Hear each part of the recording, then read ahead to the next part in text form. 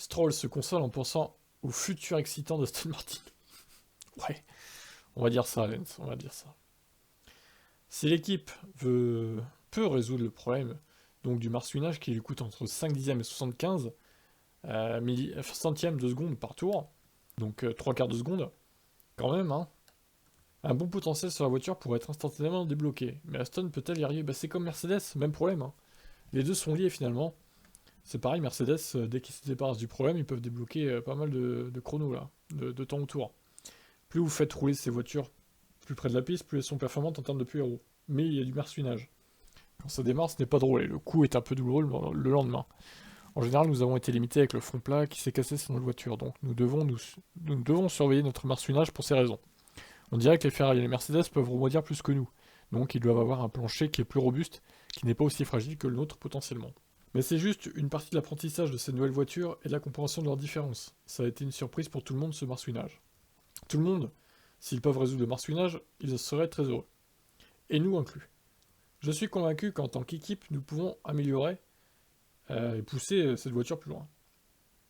Il manque des mots là, nous pouvons nous améliorer plutôt. Mais c'est la Formule 1, et quand vous vous développez, tout le monde se développe. C'est donc une course au développement jusqu'à la fin. Et si Aston Martin résout ses problèmes, pourra-t-elle lutter à nouveau pour le top 10? Se battre pour la victoire cette saison? Non. Nous battrons-nous pour les podiums cette saison? Probablement pas.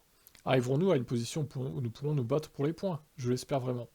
Je crois que c'est possible si nous trouvons des idées pour résoudre certaines de nos limites. Nous essayons de comprendre tous ensemble comment nous pouvons régler cette voiture pour l'améliorer. Il y a eu quelques ajustements d'équilibre en regardant en arrière à Melbourne.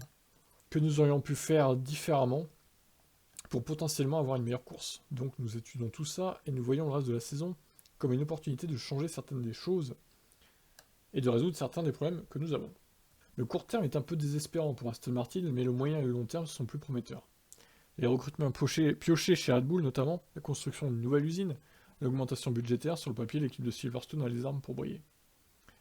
Nous sommes vraiment concentrés et excités pour l'avenir. C'est incroyable ce qui se passe à Silverstone avec l'usine. Tout va si vite. Chaque semaine où j'y vais, c'est choquant de voir les progrès qu'ils font et la vitesse à laquelle le bâtiment se construit. Toutes les personnes qui rejoignent les personnes déjà très talentueuses à bord. C'est un projet extrêmement excitant qui est en train de se développer et j'ai vraiment hâte de le voir. Nous sommes dans une phase de croissance en ce moment. C'est un processus, rien ne se fait du jour au lendemain. C'est vraiment un processus qui consiste maintenant à se développer, à mieux comprendre ce que nous pouvons faire de mieux cette saison, mais aussi à se projeter dans les prochaines années, et à voir où cette équipe se dirige. Il s'agit vraiment de l'avenir pour nous, c'est vraiment excitant et je pense qu'à ça.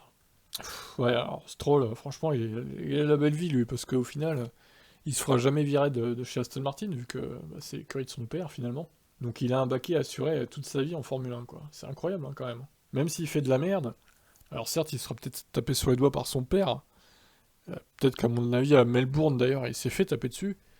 Pas littéralement, hein, mais il s'est fait taper sur les doigts, on va dire. Mais il gâche une place, hein, finalement. Bon, c'est pas Latifi non plus, mais c'est vrai que ce début de saison, il est très mauvais hein, pour lui quand même. Autant 2020, ça allait. 2021, c'était déjà un peu plus compliqué, mais ça pouvait encore passer. Le début de 2022, là, ça craint un peu hein, pour Stroll, donc j'espère qu'il va se ressaisir et qu'il va se remettre sur le droit chemin, si on peut dire ça comme ça. Donc voilà, écoutez, qu'est-ce que vous en pensez? Est-ce que Aston Martin dans le futur va briller ou pas? Allez, ciao.